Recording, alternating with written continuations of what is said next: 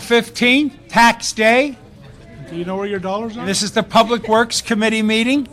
I'm the chair, Bill Rosendahl, and I'm joined by my august colleague, esteemed Greg Smith. We're calling the meeting to order. Welcome, everybody. Welcome to the Public Works meeting of the 15th of April. We have two agenda items. Mr. Clerk, could you read the first one? Item number 1, Public Works Committee and City Administrative Officer reports relative to a proposed request for proposals for film permitting services in the City of Los Angeles, formerly Council File Number 02-2144-S1. This item is re-referred back to the Public Works Committee on March 31st, 2009. There you go, folks. And if I could ask Michelle Davis, come on up, and David Hirono and John Wickham to come up here. Let me make some opening comments on this issue. Good afternoon. Today's meeting has two items. Just to provide you some background on this item number 1. In the summer of 2007, the city issued a request for information, that's an RFI, seeking advice and information from interested firms in providing input to the city staff. There were many, many responses to the RFI. Following that, per the city attorney, the CAO was directed to draft a request for proposals, which is an RFP for filming services. Okay, the CAO drafted an RFP, which was first heard in Public Works Committee in November of 2007. The committee and members of the public objected to the bulk of this draft RFP, and the committee instructed the RFP be redone with increased public input. Okay? As you all know, the draft RFP has been before the Public Works Committee numerous times since 2007. The document before us today has again been significantly redrafted. And I want you to know, when I heard some shouts and screams and this and that, we obviously took it back from council, brought it back here, put it on hold, and said, let's bring the community back into the room, and any kind of forms we can create in various different ways, and see if we could come up with a document that from one standpoint allows some kind of a sense of consensus. It'll never be perfect. Nothing's perfect in this world. I'm not perfect, that much I can tell you. And over time, hopefully, what we've got here has some flexibility and broad strokes in it that still allows a process to continue. Nothing is, ironclad. And an RFP is just a request for proposals. Then negotiations and discussions and other more significant things happen during that next phase of the process. And I want to make it very clear, everything we're going to do with this will be transparent and in the public view. There's no backroom plays by anybody. At least I know Mr. Smith and I are straight shooters on everything we do. And so there'll be that kind of open process with the RFP. Okay, the document, again, before us today is a request for proposal. It's not a contract. And it has that flexibility in it. The document provides guidelines for a contractor, and we look for their feedback in performing this service. The contractor may propose something that deviates from this document, and that is okay. That's part of the discussion, negotiation, arm twisting, or deal making that we as a city would want to make that we think is in the city's best interest. So there's some of that. The city staff working on this knows that they are not the film experts. And we look to the industry for their best proposals as to how these services should be performed. Throughout the entire process, I've heard from many residents, industry leaders, location managers, and other stakeholders. I want you to know that we have heard your issues loud and clear, and we look forward to a continued open-door working relationship with you all. This RFP is a great starting point for all of that. And now I would like Michelle Davis from the CAO staff to come to the table, present the draft RFP. There's a couple of more copies in the back of the room. It is online. If you hadn't looked at it, you can look at it and go online. And once she gives a presentation, which will outline some of the recent changes and issues in the draft, we'll then take public comment for those in attendance. My hope is this, that Mr. Smith and I hear everybody, and that we issue this out of committee to the council, get the council to act on it in a very short time frame, and then we will issue the RFP with a timetable that you'll hear more in the presentation of Michelle. Michelle, share with us where we're at. Thank you. So we have continually received input from a whole bunch of different stakeholders, and much of what we did receive we feel is most appropriately addressed in other forums, such as the bidders conference or the contract itself, like you've illustrated, and also development of actual city policies regarding film. As much of the feedback that we did get, everything was given serious thought, any comment, however minor it was. And if it seemed appropriate to change the RFP, and if that was the best place to do it, and if it was in the best interest of the city, we have done that. Many of the changes were just to clarify what we thought was already the intent of the pre-existing drafts. But, if they were things that we felt could create a better comfort level for some of the concerned stakeholders, we did that. Last Friday, we did distribute the new draft. It got posted on the city's website, and also those that we had email addresses and so forth for that we knew were waiting for it, we sent it to them directly. Basically, our timeline that we're looking at was to, if we can get it through council quickly, like maybe next week, then it would be issuing the RFP May 1st, having responses due back around July 8th, and coming back with a recommendation, early September. And the exact outline of all the other particular details is, included in the RFP, and it's on A22 if anyone's referencing it.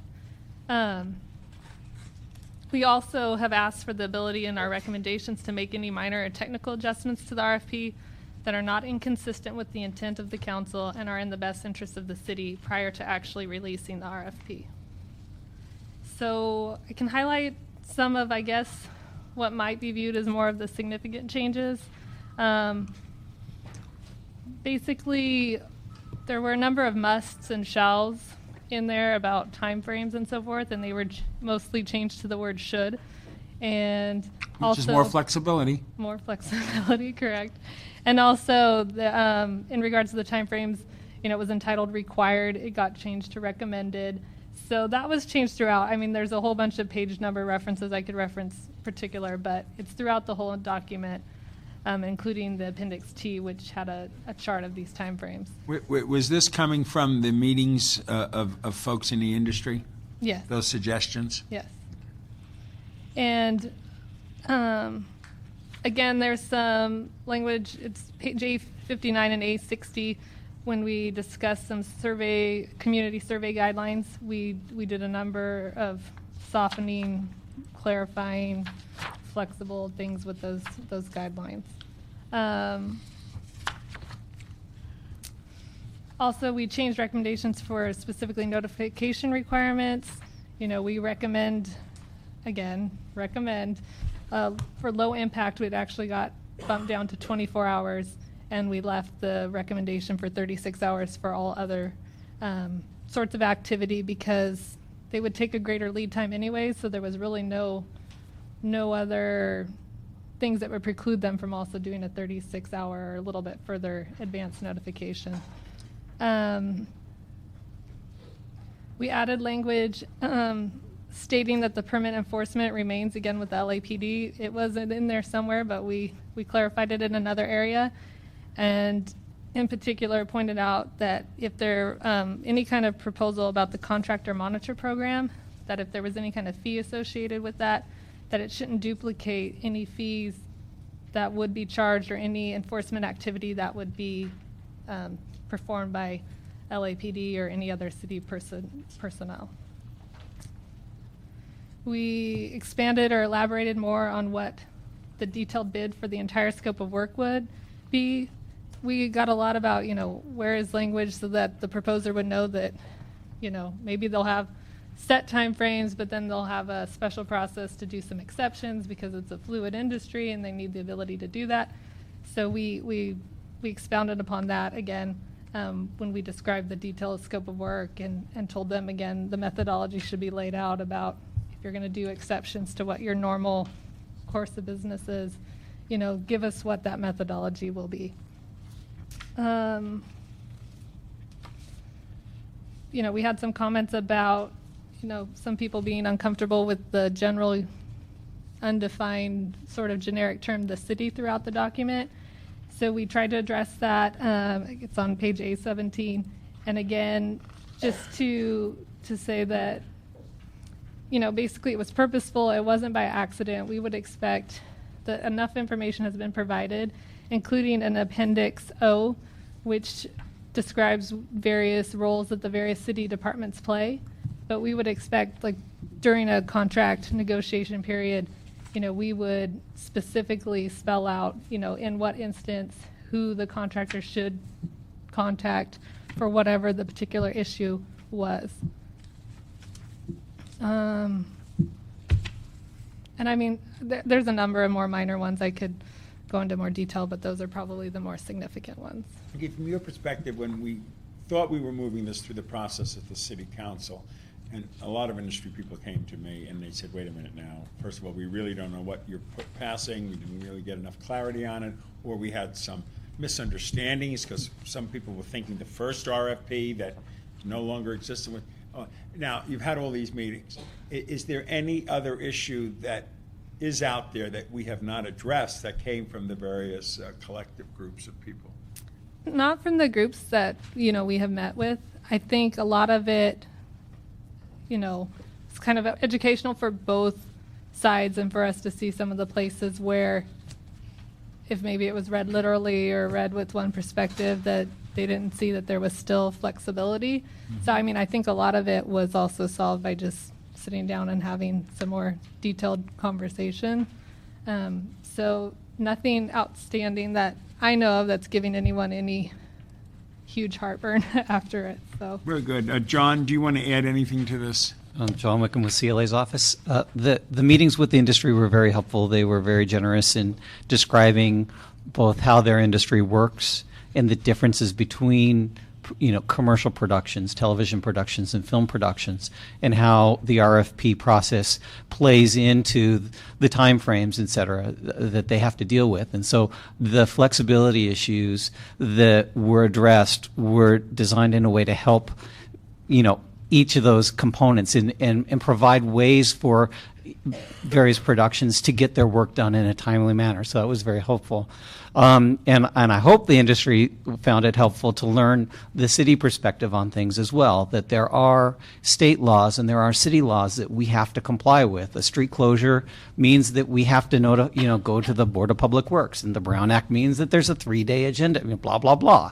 And so those kinds of timeframes are limitations that we're stuck with. So it was an opportunity for us to educate as well on what our restrictions are, and the other part of it being an RFP is a description of a program we're trying to develop. It's not a contract, it's not an ordinance, it's not a law. This is the first step in a negotiated process that gets us to a program that's going to work. And our intent and hope is to develop a program that works for the city, works for the industry, works for the contractor who's going to be stepping forward for this. So it was a very helpful process in these meetings over the last few days with various industry stakeholders, and I think it produced some meaningful changes, and the CAO's document reflects a lot of that. City Attorney, do you want to say anything? No, we've been working. Bill Casella from this. Well, come on up, Bill. You have to come up to the mic for that, just for the record.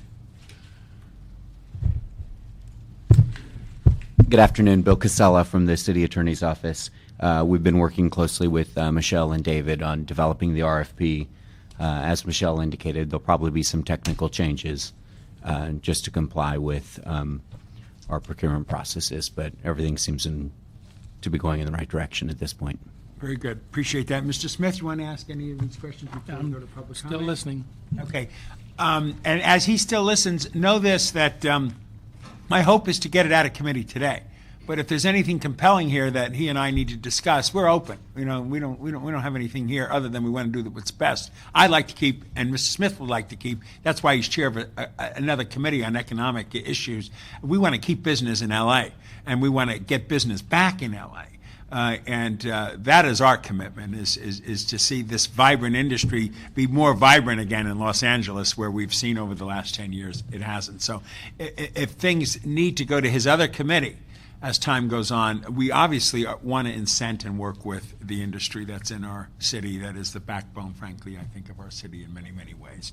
I have about 6 cards here. I don't know if anybody, there's 7, if there's anybody else who hasn't filled out a card that wanted to speak. And And I just want to do a shout out to Laura McClellan, who is our Deputy Chief of Staff, that really has used her good offices, basically, and her time and her energy in trying to bring everybody into a consensus, which isn't easy in this world. But I want to thank you, Laura, right in the public forum for what you've done. And on that note, I'd like to just ask city staff to off to the side in the front rows and be able, if there's a question, to answer it.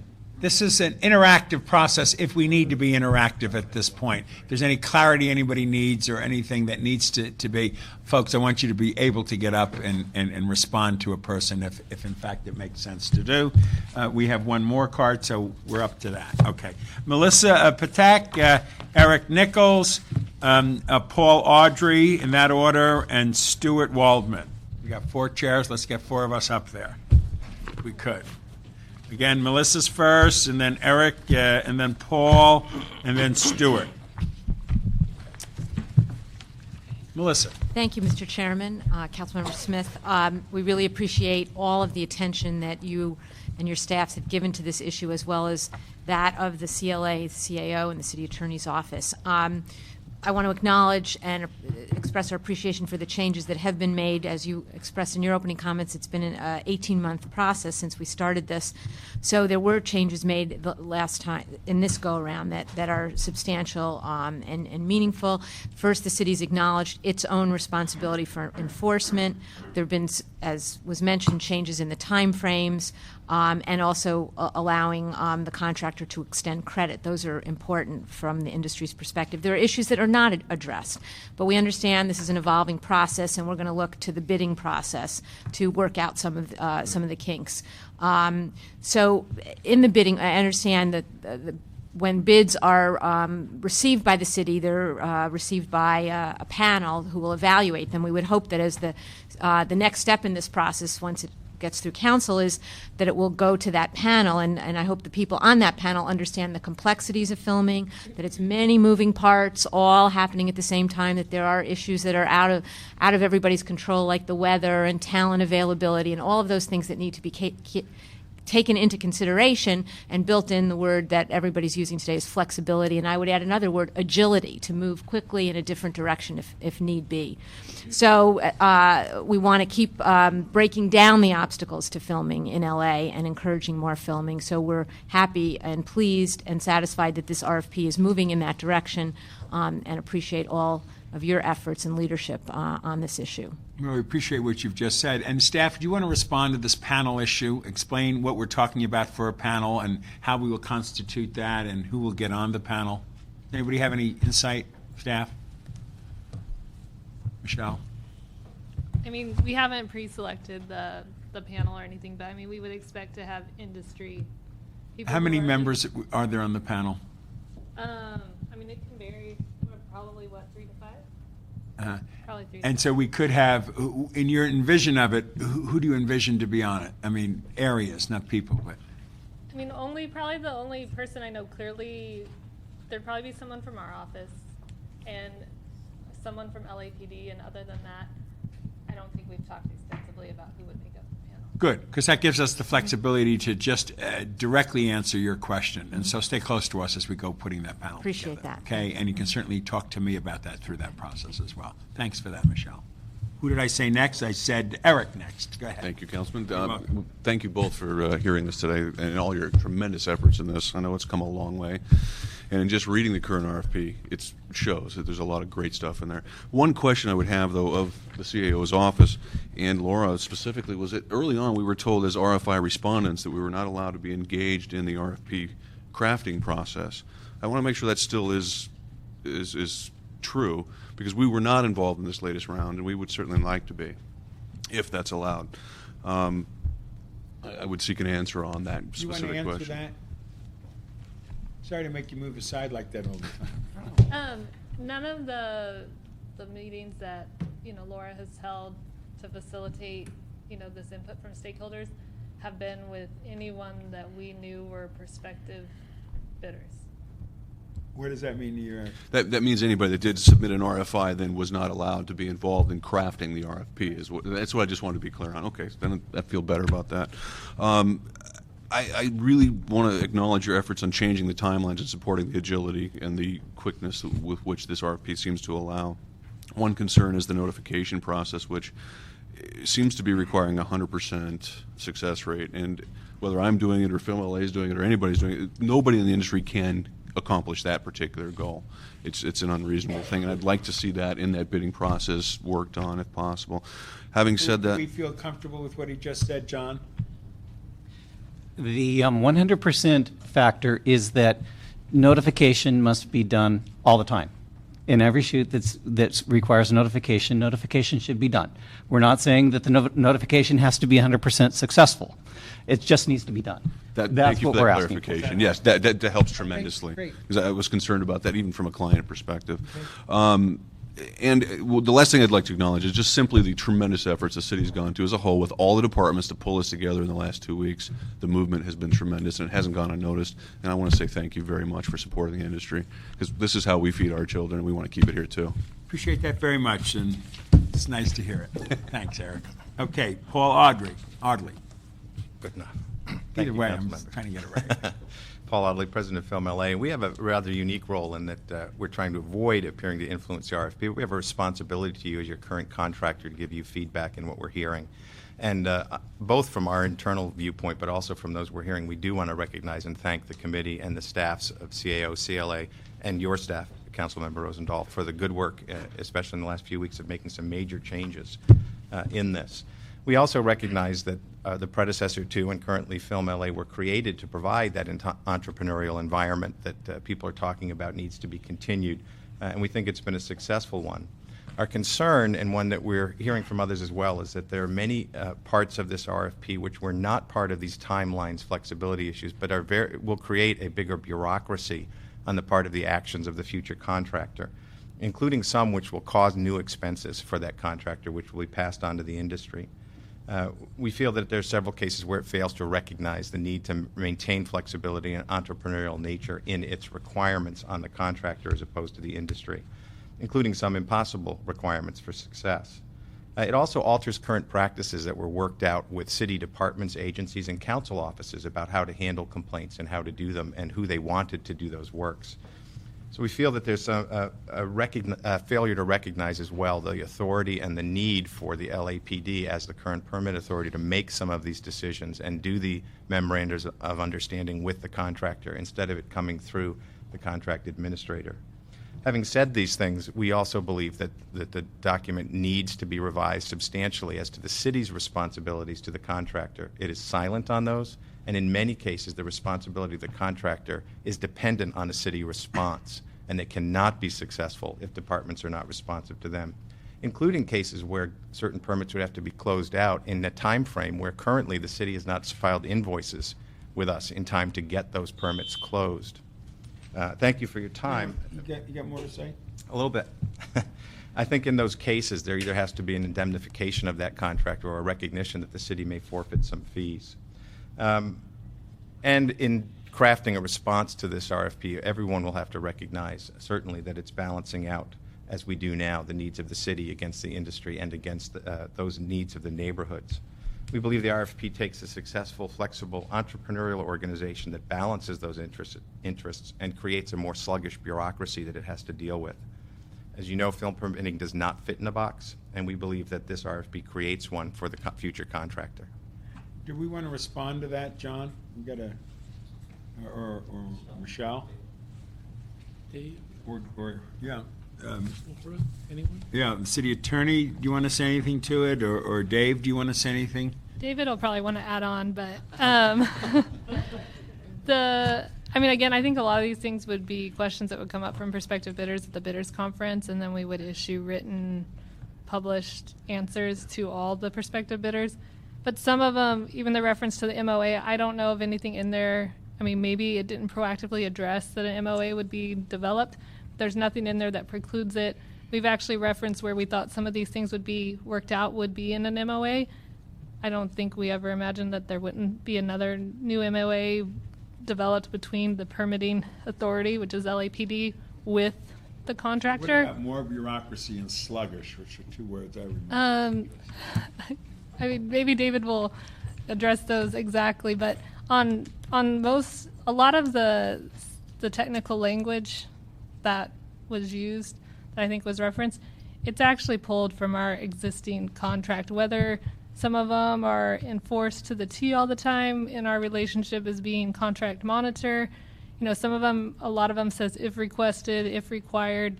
Even our ability to fine, for instance, if we don't receive reports on time, that's in the existing contract. And I know for as long as I've been contract administrator, if they're a day late or whatever, we've never charged for a report being late. I think in David's, history, I don't think he even knows in the last the whole time that it's existed, that we've ever charged, for instance, for reports being late. So David might want to add on some more. You want to add on, but Paul, would you react to that? Yeah, I think there are sections of this of the document that refer to the CAO developing certain kinds of criteria and forms and MOAs, and our opinion is that is more appropriately with the permit authority than it is with that office, because it does affect that relationship between the permit authority and the contractor. David? David Hirano with this office of CAO. Where would you want me to start? Does the most Anywhere direct you comment? want. Okay. Just react to Paul said. In terms of the most recent comment that Mr. Ali made, I don't think we're wedded to our office having the primary responsibility to develop any document. If it's more appropriate for another department or another office to do so, and if they have primary jurisdiction, then we would definitely encourage that. In terms of establishing MOAs, we actually have an MOA, or Film LA has an MOA essentially with LAPD now. We do not see that they couldn't do that again. The successful bidder couldn't establish an MOA with LAPD, DOT, any other jurisdiction that they felt was necessary to effectively do the job. In terms of whether a bigger bureaucracy would be developed as a result of this proposal, it is definitely not our goal to establish a bigger, slower bureaucracy, whether it be with the contractor or with the city. It is our goal to encourage the contractor to develop processes and procedures that would speed along the permitting process, make it easier and more efficient, and potentially more effective for the customers of the process. But in addition, we would also like feedback, like suggestions, like some creative thinking that would help the city itself become more nimble and more quick and efficient. We're all constantly seeking that kind of input and seeking to make adjustments, and to where our office is able to help departments, coax them, guide them, assist them with seeing a different way of doing things. We are constantly looking to do so, and we would be looking for that kind of feedback and those kinds of opportunities that would show up hopefully in a bid. So saying that the bid itself that would come in off of the RFP would be an effort by, say, for instance, if Film LA bid for it or whoever else bids for it, that in those discussions we could resolve some of this. Yes, and or perception of problems. And one of our bidders may have a brilliant idea about how to handle something better, and we have to adjust on our end, and it would be our intent to do so. Now, in terms of city department responsibility, it's true that this is a process that requires day-to-day cooperation between city departments and our contractor and the industry. And over the years, we have had varying levels of success in terms of the city agencies performing their tasks on a timely basis. We have undertaken a process fairly continuous over the last 8 to 10 years of helping departments trying to improve that.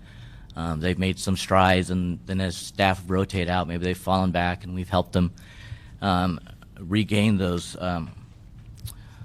improvements. We would expect that that would continue, and that the contractor, if there were any kind of performance measures they didn't make, or any things that didn't occur because of the fault of the city, that they would not bear any responsibility. They would not be harmed in any way. And I think Michelle was right. If you look at our current practice and historical practice, we've always had the ability to assess fines, and we've had some fairly strict, heavy-handed language in the contract about the contractor's performance. But we've realized over the years that city agencies just have not allowed the contractor to perform to that level, and we have withheld providing those penalties. And we've focused instead on trying to improve our own processes and develop to the point where we can allow the contractor to have a fair shot at performing to those levels. And it would be our intent to continue to do that. Paul, does that give you some comfort? Yeah, it would be our anticipation that in our response to this, we would be dealing with those in that response. Just felt it was important to be on record with you now, but we saw as issues that will be in front of any contractor who responds. Very good, and I look forward to whoever submits a bid for this RFP, that we take that kind of positive interaction that does change things. Nobody here feels we know it all, and especially an industry that we want to bring back to LA rather than see more of it go. Okay.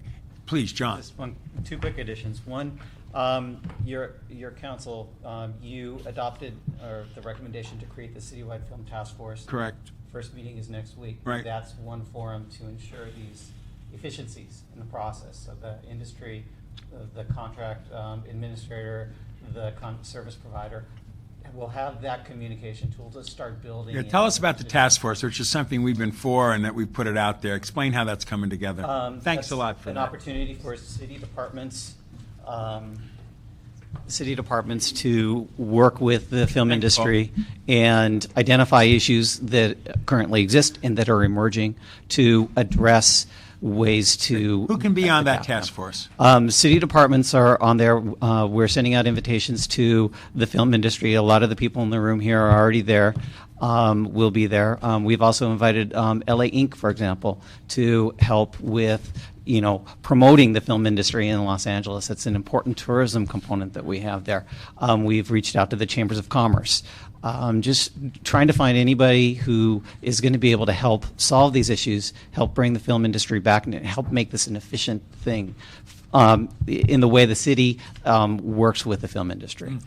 People in the room, are you interested in being part of that committee? Raise your hand if I could just see that. Okay, they're already a part of it. Good. The more the merrier. The more input that is the industry and the task force includes it and it becomes more inclusive, the happier I am. Yeah, exactly. So that'll be a nice group. Exactly. Okay. And then I guess the other quick thing was the contract administrator, the CAO in this case, needs to know what kinds of activities are going on when the service provider is talking to another department. Right. They need to know what's going on. It's not that they need to insert themselves into the process and direct it, but they need to know where the process is going. So I think one of the things in the RFP that may have some confusion on that point is related to that. It's an informational thing more than it is an insertion of the CAO into the process. Okay, thank you. Yeah, did you want to make one more comment? Oh, I was just going to follow up on the task force. If there's anybody in the room or who's hearing my voice who wants to be a part of that, I would encourage them to just get a hold of Michelle Davis in our office, and they will receive an invitation to do so.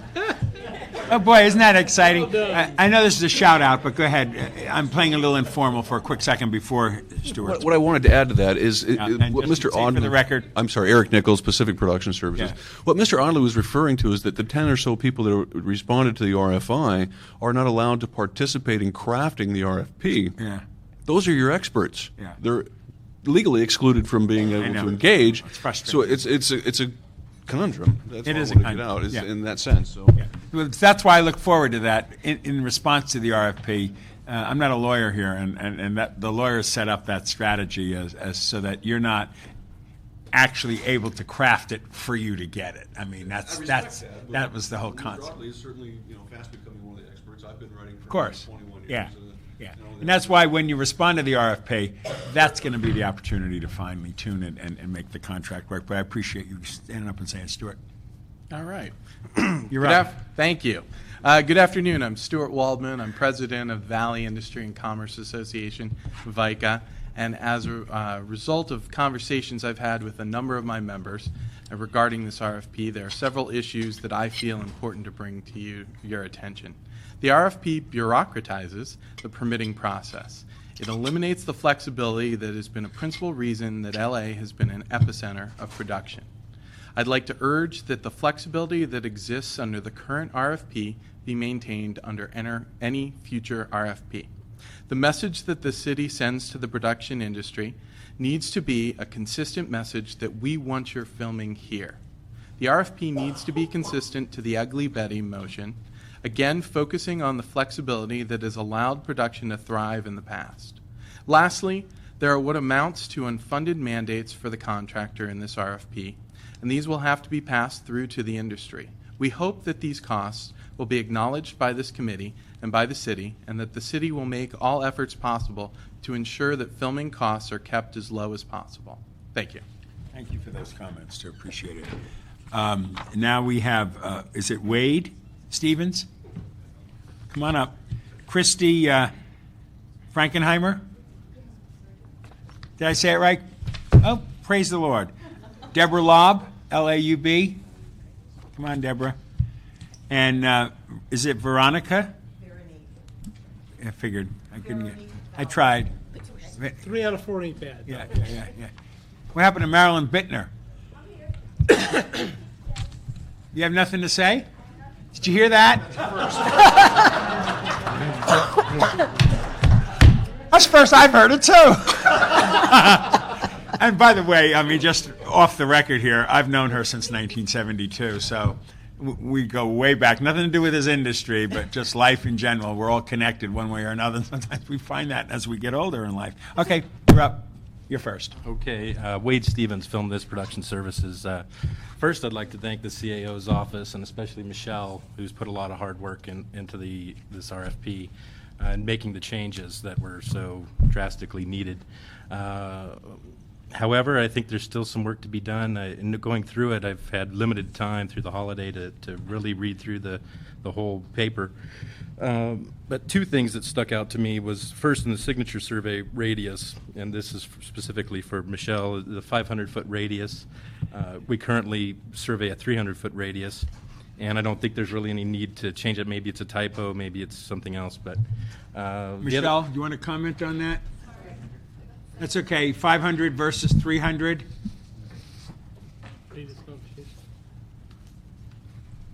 So the question is, why is it at 500 instead of 300? For the signature survey. For the signature survey.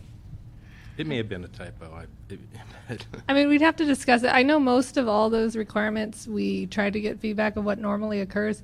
Somewhat of the problem is that there is a lot of existing flexibility, so trying to figure out what normally is occurring here kind of varies on who you ask. So I think when we got the 500, it was probably based on what we were told normally occurs now.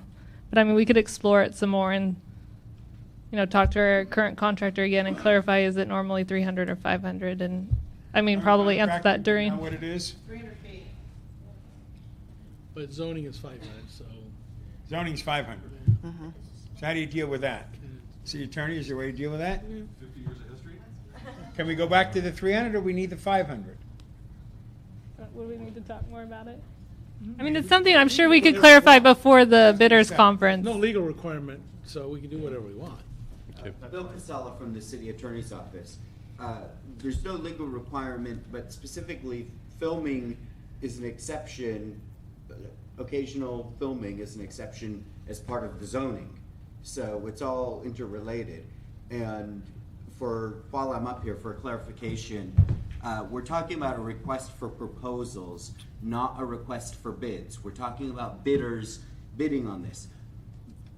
People who are responding will submit proposals, and they will try to meet the requirements of the proposal. And they'll explain, our cost for doing it for 300 feet or 500 feet is such and such. It may be that there's a specific requirement in the permit where, because of the nature of it, we're going to add, the city will say, we want a 1,000-foot notification because this explosion is going to be so big or whatever.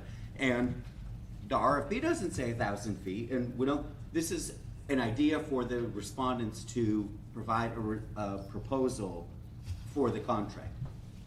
Okay, so it doesn't mean it couldn't end up 300 feet in one sense. So that goes back to Eric's It's suggestion. negotiable, right. It goes back to Eric's suggestion that the professionals aren't in the room in this discussion necessarily. Right. So- But you heard his answer. there. Right, Okay. right. Understood. My other question, and this is another technical issue with the RFP and the notification and the 100% requirement. it also says 36 hours in advance, and typically filming, as we often know, changes at the last minute, lighting issues, all sorts of other issues. Sure. And when those changes are made, sometimes they're made 2 hours before they happen. Right. Therefore, how are you going to get a notification out in 36 hours? It's not going to happen. So those types of flexibility need to be built into the bid, And they will be. and I hope they will be.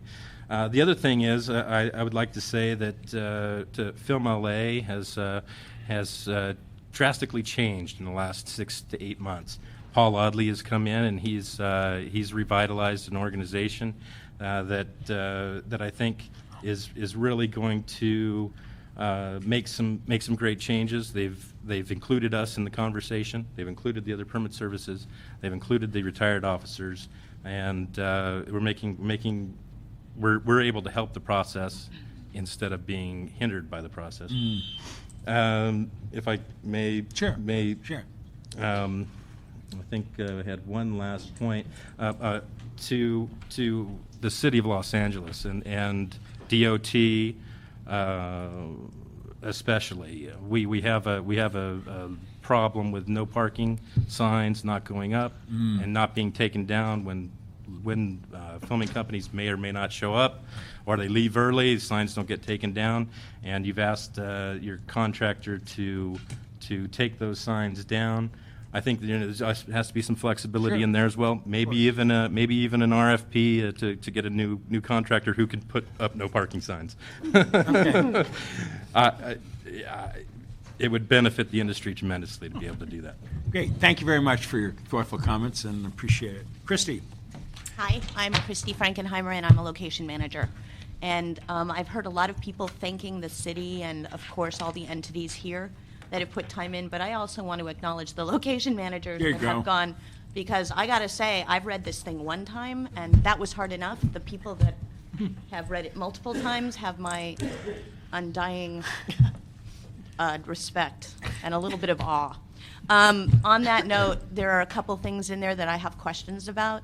I noticed that as far as holding that there is a complaint process for the industry, but it wasn't really outlined. Like, say, I'm having problems with my permit. If I have a permit delivered at 9 or 10 o'clock at night and there's an issue, or if there's something wrong on my permit and therefore it's not enforceable the next day, what are my options? Is there a complaint process for me? Would somebody answer that? Michelle? I mean, it might be on us to do some additional outreach, but I can tell you that just serving as contract administrator, it ends up being one of our duties to take that feedback and to work with the existing contractor to make improvements. But some more formal ways that most likely it would be addressed. There is some reference in the document about a contractor evaluation program. Normally, you would see that before additional renewals and so forth. So most likely it would be a survey, some kind of process like that, like similar to when you go to a doctor's office. But, we would probably facilitate industry being polled or surveyed about the services they receive from the contractor, and then take that feedback and use it when evaluating any future renewals, and also just when we sit down and work with the contractor for them to make improvements.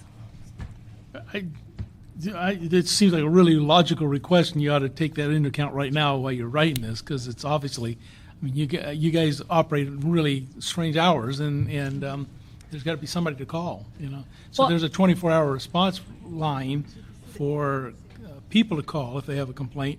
That should also have the ability to correct problems in permits. Right. We clarified some language in this draft that they would also, because that was pointed out to us, that it seemed like it was only community complaints, not industry complaints. Yeah. So we would also expect, we would expect the contractor to facilitate that. Okay. What I was addressing more is that sometimes if they have a complaint about the service they're getting from the contractor, they're not going to really complain to the contractor about it. So I was trying to address that.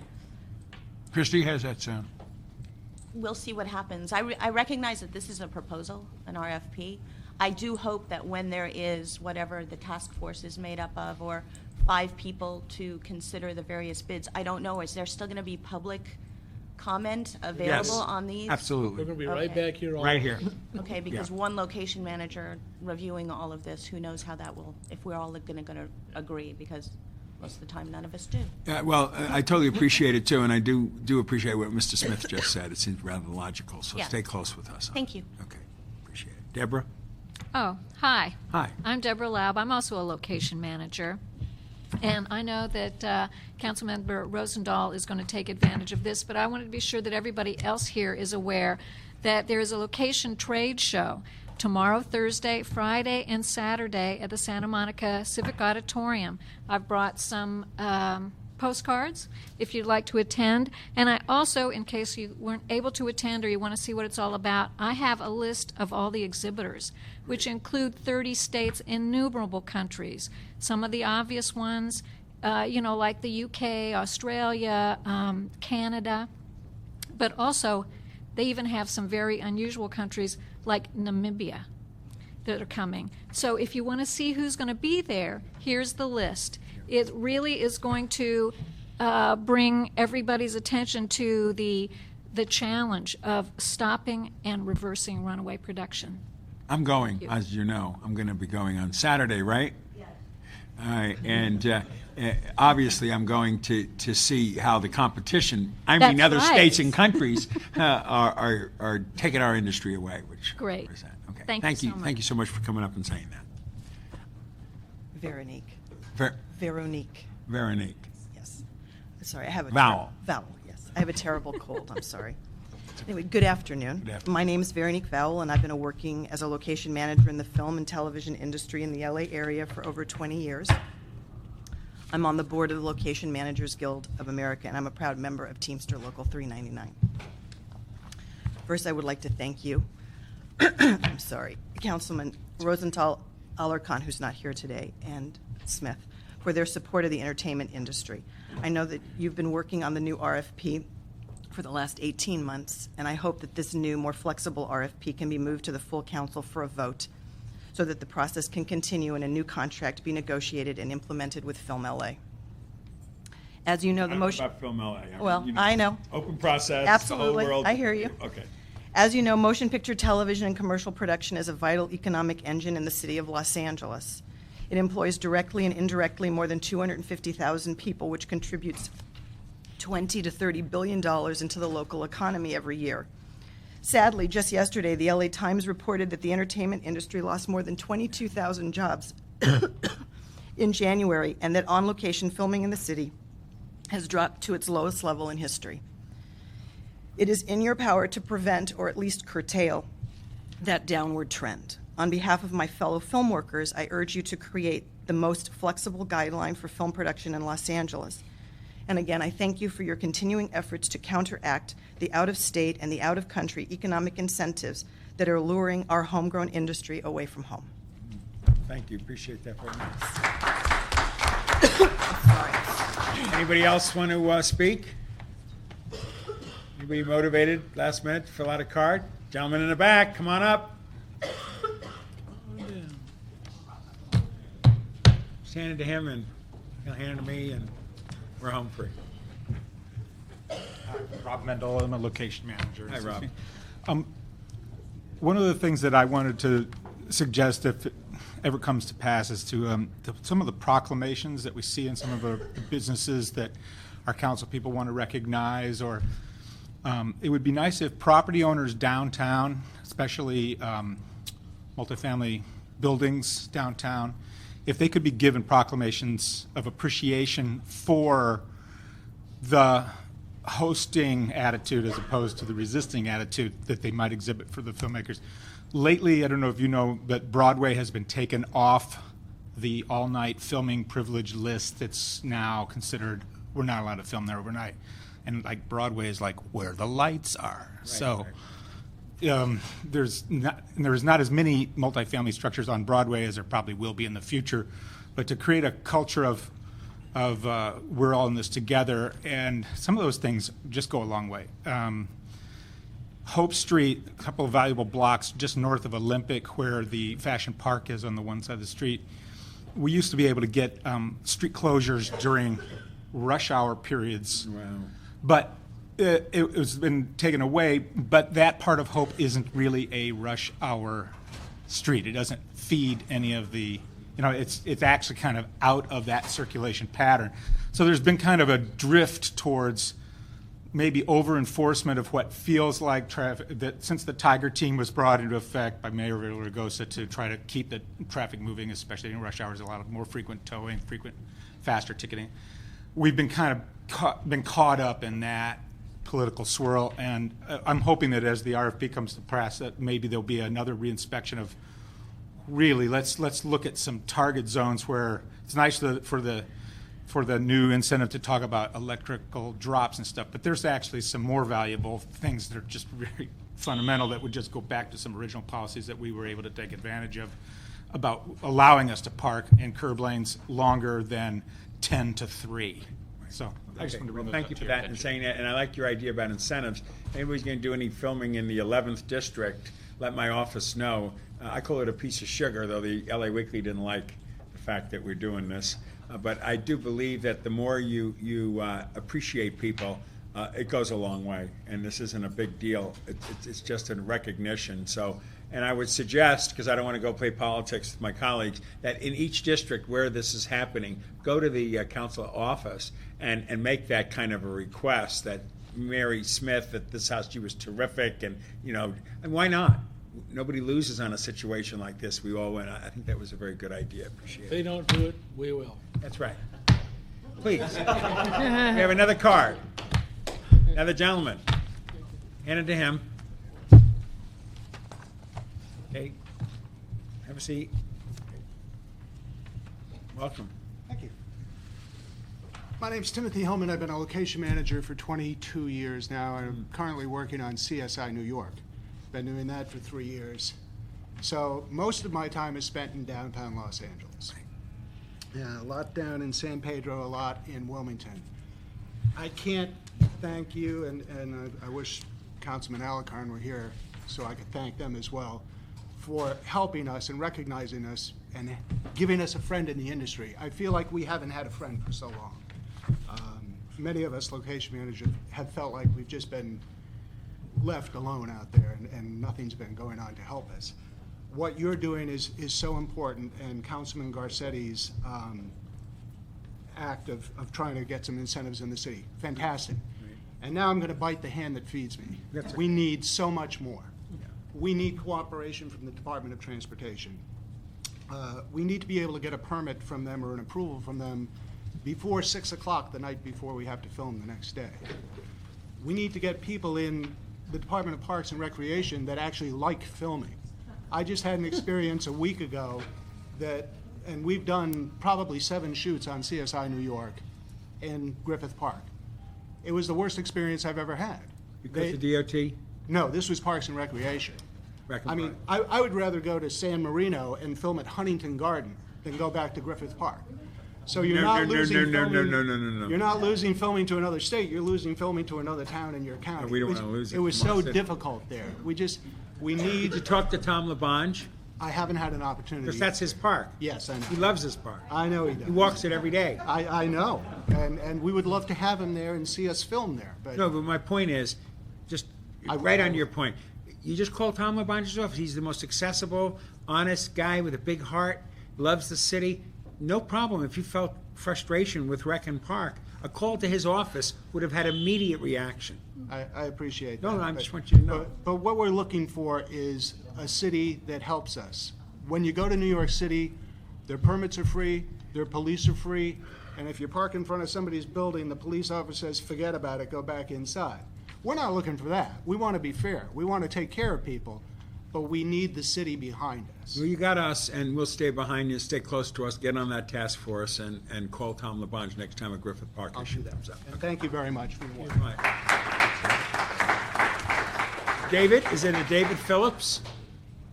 There he is. We don't know if he's for or against or general comments, but we'll hear in a second. Good afternoon. How are you? Fine. Great. My name is David Phelps, and I'm the Director of External Relations for the Association of Independent Commercial Producers. And I'm here to just provide for the record a brief comment in support of the request for proposal that is before the committee today. From a commercial production perspective, we really appreciate the time and the outreach that was done by your council office and by the CAO's office to address many of the concerns that our industries had. If you've seen in the newspapers in the last couple of days, you'll know that particularly with the commercial production industry, we have experienced one of the highest drops in production that the city of Los Angeles has experienced since statistics began collection in 1993.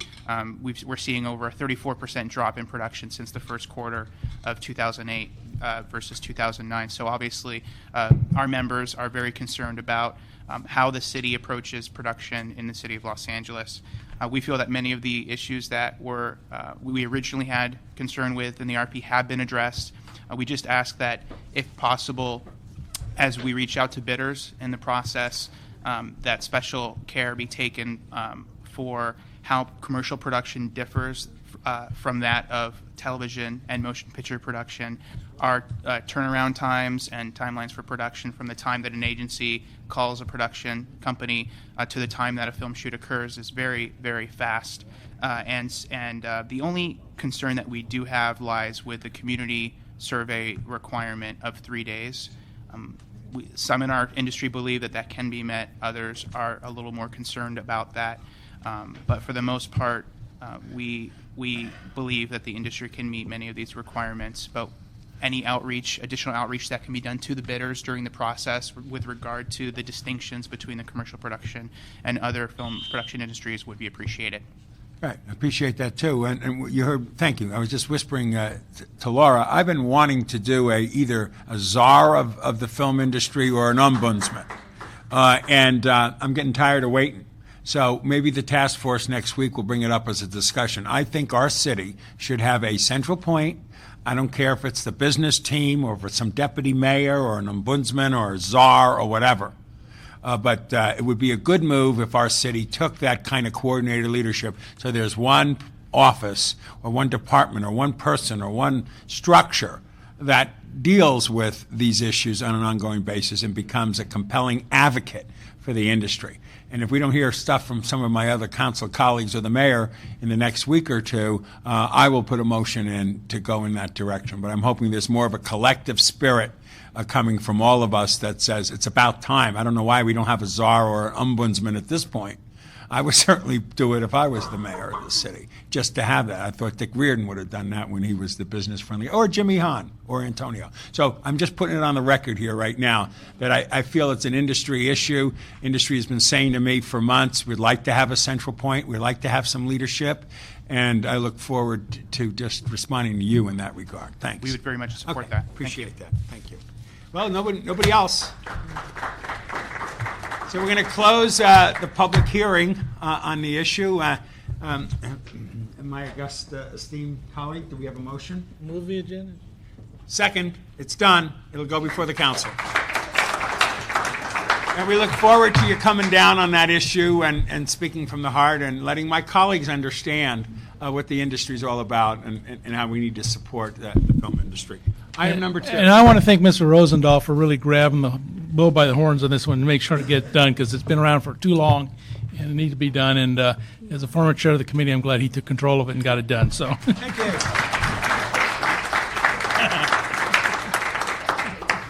Bless you. Okay, item number 2, Budget and Finance Committee report relative to special gas tax, street improvement fund adjustments. This item is referred to committee by council on March 31st, 2009. Okay, staff, you want to make a comment on this? Hi. Should we wait a moment? Or? Yeah. Yeah. It's okay. give him a second.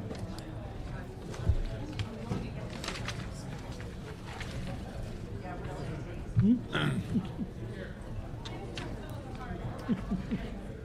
on, bring it on. Bring it. What do you got there? She's a crazy woman. Oh, she is. She's wild. She's crazy. Go for it. You can't hit holy objects like that. Hi, how are you? Pretty good. How are you Hit doing? me in the eye so I can sue. Come on. Okay. Ready? Okay. Wei Lau with the sales office. The report before you is making several recommendations to adjust funding to projects, basically to suspend projects, because the revenue that's coming in from gas tax is 18.28 million less than we had estimated at the time of budget because of the downturn in the economy. And also earlier in the year we had the rise in gasoline prices, and that's where our money comes from. Right. So what's happening right now in this fund is we're over appropriated, and if these projects were to move forward, we would not be able to pay the bills. Right. So that's why we're asking to defer projects that is listed on your report on the column that says suspend and hold, and the columns that says savings, that would just be to clean up projects that have savings. I want to explain to you how gas tax works compared to other funds that you might be familiar with. Traditionally in this fund, and it's been a practice for many years, whenever there's unused gas tax funds, and I'm using the word funds loosely because it's technically an allocation. When we budget, we estimate what we think we would get in revenue, and that's how we allocate the money. If it's not used and a project is completed, the unspent portion goes to the general pot. Also, when we give money to departments based on what they ask for, we do not second guess their estimate and what they think they're going to spend. What we usually do is we give them what they need, and when they come to us to ask for money, the project should be ready for construction. Because these departments, we're talking about engineering, street services, street lighting, DOT, they are funded, their staff is funded in their budget already. So this money in the gas tax CIEP is construction dollars or right-of-way dollars. That's really what it is. Unless there's a need for a special consultant to help out, they need to list it in the request. Otherwise, we subtract that amount out.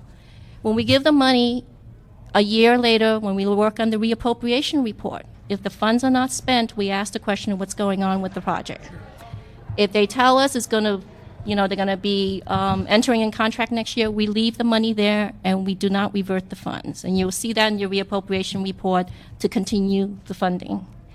If they say, well, it's going to be another year out, we do revert the funds, because at that time, the estimate that we got is from 2 years ago.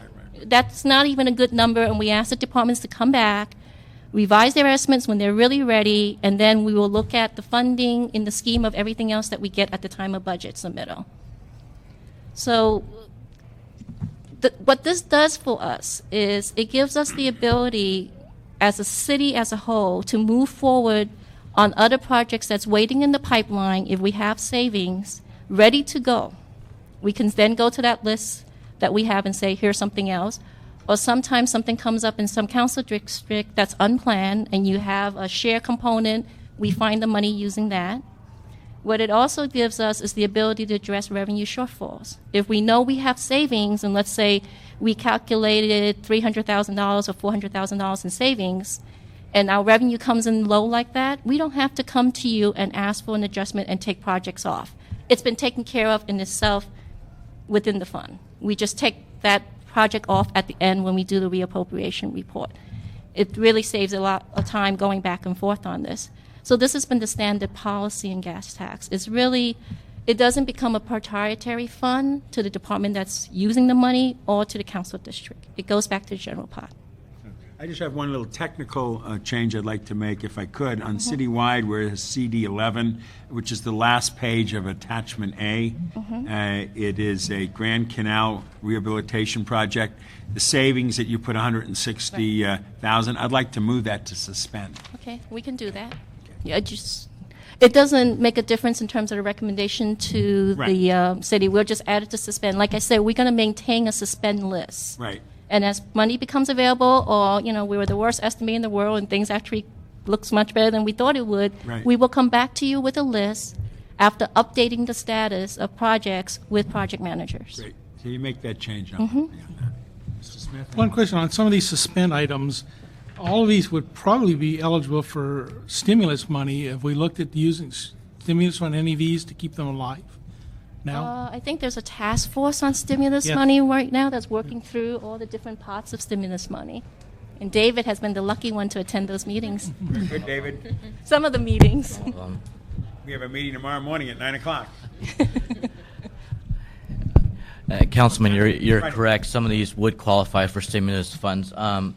There's been a task force put together to cull through all the litany of projects that departments have put forward, and there's a list developed with priorities established on those lists for funding of the project. So to the extent that any of these projects make the list, priority list, then we'll move ahead. If not, then obviously we'll come back and keep them on this list. And I just want to make look sure fund that them from that's gas- part of the thought process, other thing we've said, make sure we think very broadly on this stimulus money, because Right. there's a lot of great opportunities out there, so we don't want to lose one if we can help it. Yes, there are a lot of great opportunities. Let Obama pay for it, what the heck, you know? Exactly. Okay, don't we file, or what do we do with this? You take it back to council? Back to Send it council. back to council. Back to council, Approve right. what was here with the amendment that you made. Okay. Ms. Smith, on that? I move. So done. Thank you. Thank you. Thank you very much. Any other public comments about anything? If not hearing any, meeting is adjourned. Thank you, everybody. Thanks, Greg, for that.